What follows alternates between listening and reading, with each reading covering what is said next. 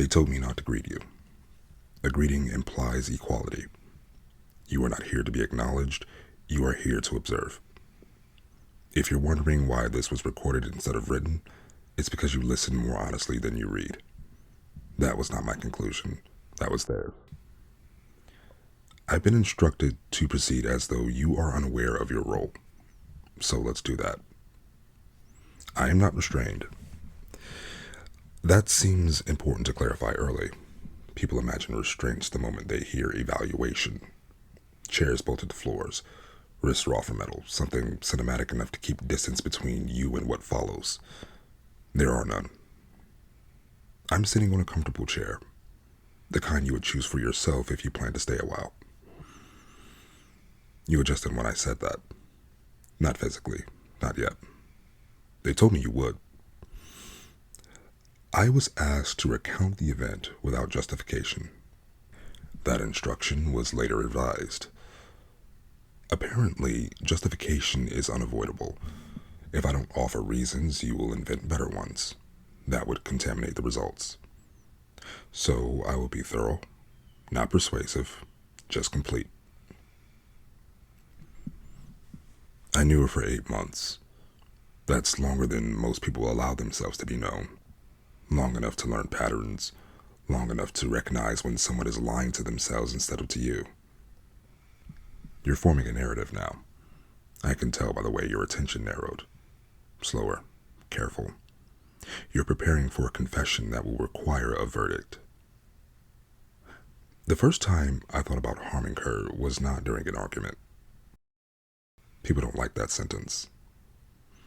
It was a quiet morning, ordinary. She was making coffee incorrectly, too much water, not enough patience. She hummed while she did it. Not a tune, just sound. And I remember thinking, very calmly, if this moment ended permanently, nothing essential would be lost. That thought did not frighten me. That's the part you're circling. I did not act on that thought. You exhaled. They told me relief is one of the most reliable indicators. What I did instead was observe myself.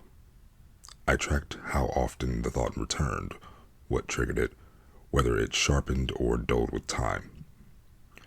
This is usually where people decide whether they're listening as a person or as something else.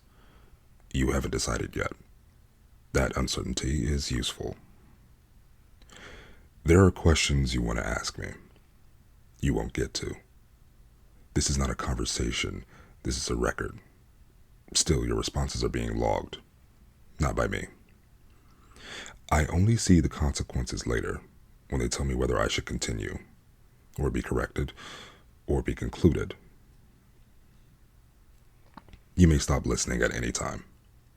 They stress that point. Voluntary participation improves accuracy.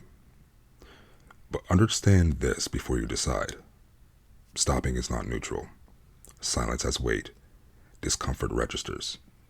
Enjoyment registers faster than anything else. They didn't explain why.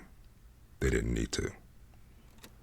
I'll continue in the next record, unless you've already decided what I am.